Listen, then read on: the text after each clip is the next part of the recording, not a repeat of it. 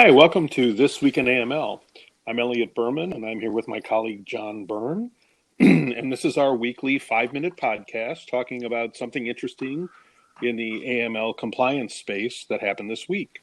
So, John, I noticed that FinCEN put out a notice regarding recertifying the SAR form. And when I clicked from the email onto the notice, I was expecting something pretty short, but it goes on for quite a long time, talking about a lot of different things that you don't usually think about recertifying a form. So what did you pick up from this?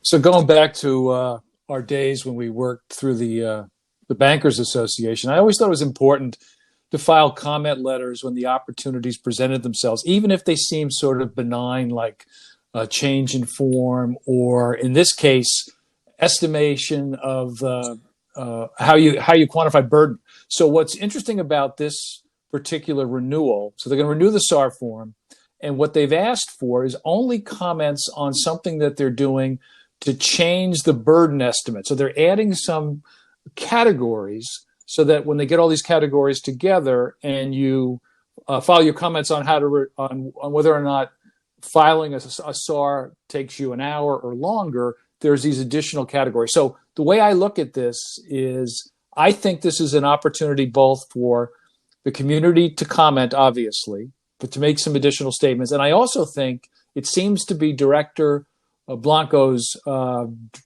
direction, if I can use that word again, to review some of the BSA data forms and to see if there is a way to become more efficient. Yeah, one of the interesting things in terms of the new categories to assess for burden was the idea of reaching the conclusion not to file a SAR, and that's been often a flashpoint in talking with regulators when they review a program. How do you think that's going to fall out of all of this? Yeah, so right now, the way they estimate burden is to look at the cost with producing and filing the report and storing the report. And they've estimated that takes an hour. What they're saying now is two things that are really interesting: determining whether alerts that were elevated for further review merited filing a SAR. So looking at that time element. And as you say, documenting a decision not to file a SAR when the case does not merit it. On the second part of that, as you know, I've always been passionate about the fact that I believe that regulators have overstated the no SAR, if you will. And I think this is an opportunity for the industry and the community to say, we need to get our arms around what happens when you don't file in terms of record keeping and reporting. So perhaps adding that to the burden estimate will make our case for us. That could be, and that would be helpful. The other thing that's kind of interesting in here is, again, another category is the filing of the burden of filing repeated SARs on the same set of circumstances that the bank sees on a repeated basis. What do you think about that one? Yeah, another one that I've been pretty vocal about, as you know, because you were involved in this as well. When the SARs were first created, we asked a very straightforward question to FinCEN at the time: what happens if an activity has occurred, you'd file the SAR, nothing's happened with it, meaning either law enforcement has not investigated or the activity perhaps has continued. And what we got at the time, and it's not been changed by any regulation that I'm aware of, is that, quote, a rule of thumb is every 90 days to go back and refile if the case has not been either prosecuted, moved on, or the activity has subsided. And that became a rule.